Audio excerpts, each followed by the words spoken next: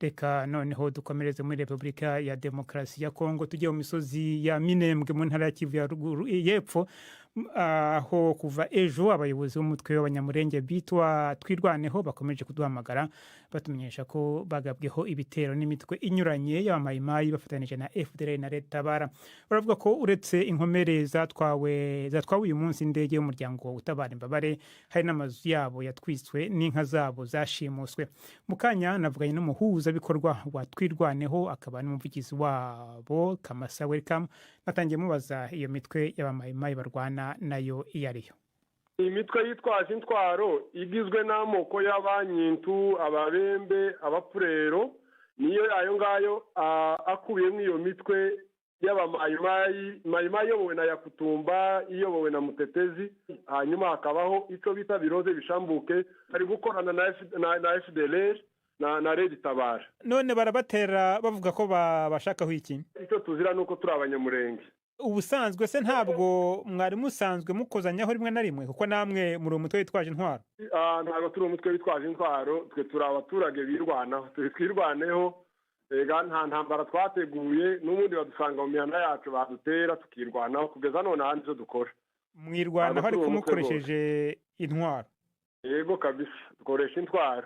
Ingabo za Leta ya Kongo na MONUSCO mwabatabaje? Ntabwo twabatabaje kubera ko n'ubundi aribo bari gufatikanya n'abo bari kutwica. Aba Leta ya Kongo, MONUSCO n'ubundi irarebera ntacyo ikora, twabatabaje kera kuva intambara yatangira, nta kintu na kimwe bakoze, niyo mpamvu noneho ntacyo tubabwira. Ubu tuvugana ibintu bimeze gute? Ubu intambara irakomeje, ni ukuvuga ko kuva ku wa kabiri twiwe mu ntambara y'umunsi wose, kugeza none ahangaha tuvugana, mayimayi irakomeza kugaragara ku bufatanye na FDLR. Iyo mirwano irabera hehe? Mirwano irabera mu mihanda itandukanye ya Minembwe, ahitwa ku Irumba, ahitwa ku Kivumu, ahitwa za Gakangara, kwa Sekaganda, niho imirwano iri kubera. Hari abantu bamaze gupfa cyangwa se ibintu bimaze kwangirika kubera iyo mirwano? Birahari ari abantu bamaze gupfa, hari ibintu bimaze kwangirika birimo gusambura imihanda y'abaturage no kuyitwika, harimo kujana amatungo yabo. N'uyu munsi hari inkomeri indege yajanye ya Seyse. Mwebwe n'iyo mitwe ntabwo mwari mwaragiye i Nairobi gusinya amasezerano y'amahoro Leta yari yatumije? Aragiye Nairobi, jewe ubwanje tuvugana nariyo, ariko n'ubundi umunsi tuja Nairobi tugifite ubutumire bwa perezida twaratewe, n'umunsi tugaruka uwo munsi nanone bongeye kudutera, kuva aho tuvire Nairobi tumaze kugabwa ibitero birenga 10. Ubwo bigaterwa n'iki? Ni uburyo bwo kudufata ku maso, ariko wa mugambi wabo wacuze wo kutwangaza, kutwica, kutumara no kuturya izacu, bakiwufita borohera, ariko ibo nicyo bashaka kugeraho kugeza none ahangaha. None mu minsi yashize nta biganiro byagiye bibaho ngaho muri ako karere byo guhuza amoko atandukanye kugira ngo abane neza? Byageze kuki? Nta kintu na kimwe zagezeho, kubera ko iyo wumva ko bashaka ibiganiro, kwaba ari uburyo bwo kurangaza abantu kugira ngo babone uko bazana imbaraga nyinshi kugira ngo babashe gusenya cyane. Ko muvuga ko Leta ya Kongo ariyo ibaha intwaro zo kubatera, mwebwe izo kwirwanaho muzivana he? Turazigura muri iyo Leta ya Kongo, n'ubundi izindi tuzifatira ku rugamba iyo Leta yabahaye umusada. Ubwo rero twarwana tugafata intwaro inyinshi, naho twebwe turatabaza umuryango mpuzamahanga kugira ngo ibashe kudufasha kudushakira umutekano. Icyizere cyacu gisigariye ku miryango mpuzamahanga.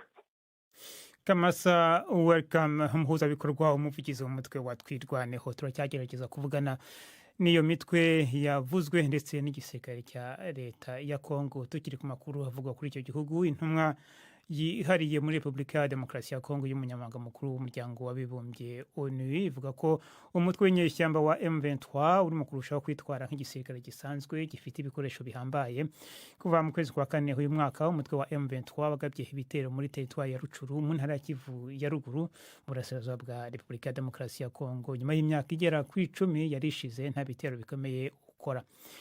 Kuri ubu uwo mutwe ni wo ugenzura umujyi wa Bunagana. Ni inkuru ya Prime Ndikumagenge i Nairobi. Mw'ijambo yavugiye mu nama ya ONU ijeje umutekano ku isi Conseil de Sécurité ku wa gatatu, Bintou Keita yavuze ko kwiyongera kw'inguvu za M23 kubonekera nko mu bushobozi bwayo bwo kurasa ku kirere kirekire ikoresheje inkoho za rutura kandi harimo n'izirasa indege ntoya. Keita yagize ati mu kwezi kwa gatanu no kwa gatandatu ibitero vya M23 vyabaye mu buryo buteguwe neza ahantu henshi ho muri Rucuru.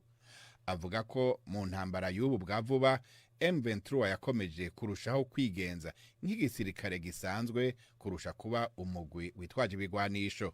Uwo ahagarariye ONU avuga yuko M23 ubu ifise ubushobozi bwo kurasa hamwe n'ibikoresho birushaho kugenda biba ku rwego rukomeye birimwo inkoho za muzinga canke mortier hamwe na mitrailleuse. Ariko avuga yuko ingabo za ONU ziri muri Congo mu rwego rwa MONUSCO kugeza ubu zatumye M23 idashobora kugeramira umurwa mukuru w'intara ya Nord Kivu Goma. Aho ni mu gihe igisagara ca Bunagana co mu karere ka Rucuru ku rubibe na Uganda co kigenzurwa na M23 kuva hagati muri uku kwezi.